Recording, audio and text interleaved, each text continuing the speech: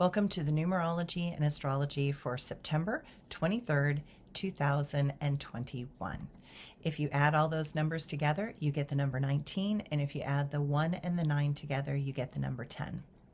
The number 10 gives a surge of energy that comes from the divine. That energy is available to all of us if we are open to receiving it. It is the number that tries to lead us, motivate us, and create with us. It is drawn to that creative process that is in this physical world. The number 10 is associated with the spiritual graces of Christianity. They are love, joy, peace, long-suffering, gentleness, goodness, faith, prudence, meekness, and temperature. Abraham was tested 10 times. 10 miracles were performed in Egypt to free the children of Israel, and 10 plagues were made to afflict the Egyptians. And finally, 10 times the Jews offended God in the wilderness. History is filled with many 10s. It is often used to make an emphatic point. In AA, there are 10 steps, and the list goes on. We have 10 digits on our hands and feet. The number 10 is associated with eternity, which is infinite life, because it contains every number in itself, and the number is infinite. And our modern computers use ones and zeros to make all the complex systems in this world work. When we use the number 10 positively, it supports us in being a natural leader with twice the energy of another. It allows for very progressive and forward thinking, and it is the number of manifestations. In the negative, anyone can use this number to be intentionally intimidating, arrogant, controlling, demanding, and unable to follow the rules and regulations of others or a society. Today, use this extra surge of energy in the most constructive of ways. Allow miracles and magic to tap into the unlimited source that is connected to the number 10. The astrology today. The moon shifts from assertive Aries into comforting Taurus while we are asleep. What becomes more important is the warmth and connection from our family and loved ones. Venus and Uranus continue their opposition and bring those impulsive thoughts and actions into view.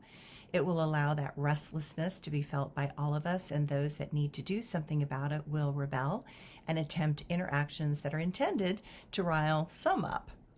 Stay in touch with your feelings and allow the universe to surprise you with interactions that are designed to be comforting and engage us towards a freer and more open world. This aspect can cause some to become infatuated with others, but this is probably not the right one or appealing for us in the long run. Notice if you are allowing old patterns to return. Again, not a good idea. What is being called for is a deep and abiding change. Even with all our diversity, we will need to learn how to engage in ways that are integrative rather than separating and dividing. But first, we have to find peace within us. The internal and unresolved conflicts that fester within are now manifesting outside of us in order for us to learn and grow. Together, we can do this. Together, we can find new ways to interact. Together, we can create new laws that are supportive of our world. Within us are those places that can open and engage more authentically, and that is what the world needs, more authenticity that cares and shares from a more vulnerable and relaxed place. My quote for today: can you see the doorways through times? Can you connect to who you have been in other paradigms? All of those places and spaces where we have been have inspired us to be here again. And my blog for today. I learned a long time ago that while my spirit was very strong, my body was very sensitive. Weak is not the correct word, but very sensitive to any sorts of shifts and changes on the many levels of existence. I can even remember picking a body that was too sensitive and then actually opting out when I realized that it was uber sensitive and that I probably would be unable to cope with that level of intuitive knowing in this reality.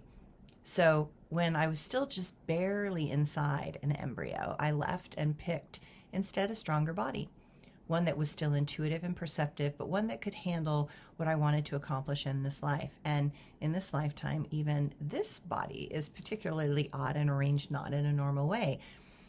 I have twice the nerves I'm supposed to have. My colon is 9 feet long rather than 6 feet long, and it's the width of my small intestine. A third of my vertebrae are squares, are not squares, but triangles, which would give me a 40-degree scoliosis, but I trained myself to stand straight through ballet training. Of course, I did not know any of this when I was a child, other than when I broke my ankle and the doctor came up to me and said, "Do you have trouble walking?" And I said, "No." And then he asked if my hips ever popped out when I walked, and I answered, "Oh yeah, that happens all the time." He explained that my hips were malformed, but it ended up that they were perfect for the flexibility that I wanted as a dancer. Even the flaws in this body were perfect to help me accomplish the karmic tasks that were on my plate this lifetime. And with all these ongoing anomalies that I did not know about, I recognized that within my body was not enough energy for me to be able to do all the things I wanted. That was when I learned as a child that I could tap into Source. Once I understood that, everything shifted. There was a wellspring of energy that is available just outside our physical body.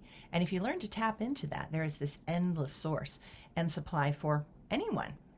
I often think that great athletes intuitively tap into that energy when they are competing or performing, and audiences add to that energy, and that can be because they are focused on a person or a group, meaning that an audience watching you and connecting to the performer gives added energy, source, and insight.